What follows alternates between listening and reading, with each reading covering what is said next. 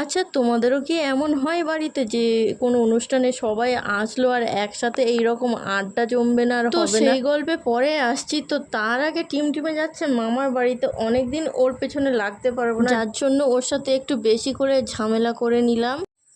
বলো অন্যায়, বলো অন্যায়, অন্যায়টা বলে যা।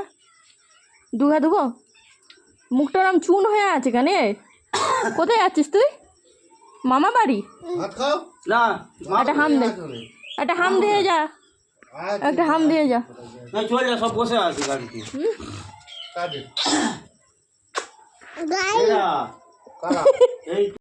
এই দেখো ফুটো মস্তান। কোথায় যাবে বলে দাও? মামা। মামা।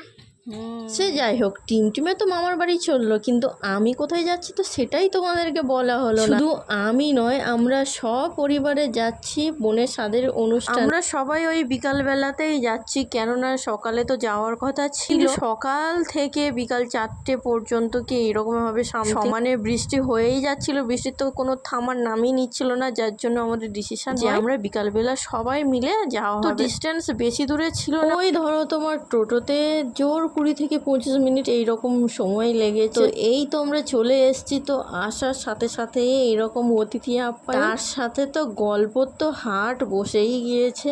আচ্ছা, এখানে না ওকে ভালো করে দেখানো হলো না, কেননা সুযোগই বাড়িতে লোক কুটুম থাকলে যা হয় আর কত যে সুখ দুঃখের হাসি ঠাট্টা গল্প জমেছে তার কোনো ঠিক ঠিকানা নেই। চলো বেশি দেরি করবো না, আবার বাড়ি আসতে হবে। ওই যে দুটো কচি কচি মানুষ আছে বাড়িতে। তো এই তো আমাদের খাওয়া দাওয়া হয়ে গিয়েছে, সবাইকে শেষবারের মতন টাটা বলে এবার আমরা বেরিয়ে পড়েছি বাড়ি আসার উদ্দেশ্যে। যাই হোক, এই ছিল ছোট্ট একটি আজকের ভিডিও। কেমন লাগলো অবশ্যই জানিও।